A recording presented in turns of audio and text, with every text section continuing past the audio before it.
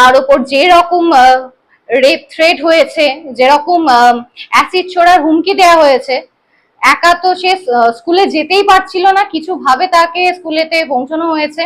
এমনকি বাবা যখন হসপিটাল থেকে একটু রিকভার হয়েছে, আমাদের হাওড়া আন্দুলের বাড়িতে আছে, আমরা এসেছিলাম এই বাড়িতে, আমি এবং আমার উঠবি, আমাদের ওপর লিটারালি অ্যাটাক হয়েছে, তাও চপার নিয়ে।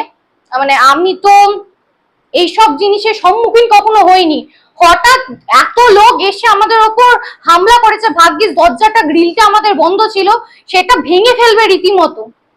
মানে এখন আমি বলছি আমার পা হাত পা কাঁপছে, আমি বলতে পারছি না ঠিক করে। এরকম ভয়ঙ্কর পরিস্থিতি আমাকে যেভাবে সম্মুখীন করতে হয়েছে, আমরা পুলিশকে বারবার কল করার পরেও তারা আসতে খুব দেরি করে এবং কোনো রিয়াকশন নেয় না। তারপরে আমি পরের দিনই অনেক চিঠি করেছি, তারপর থেকে এতদিন অবধি আমি কতগুলো যে চিঠি করেছি, কত থানায় যে আমি জমা দিয়েছি, তারা কোনো রকমের অ্যাকশন নেয়নি।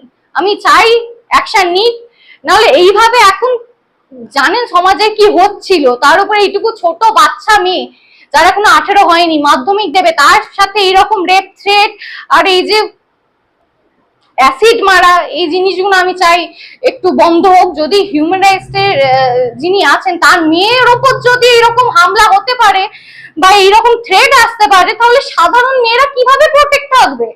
আমি চাই প্লিজ এর উপর কোনো রকমের অ্যাকশন নেওয়া হোক। সরকার বদলেছে, এবার আশা করি আমাদের সমাজটাও বদলাবে, একটু উন্নতি হবে, আমরা মেয়েরা একটু সেফ থাকতে পারবো।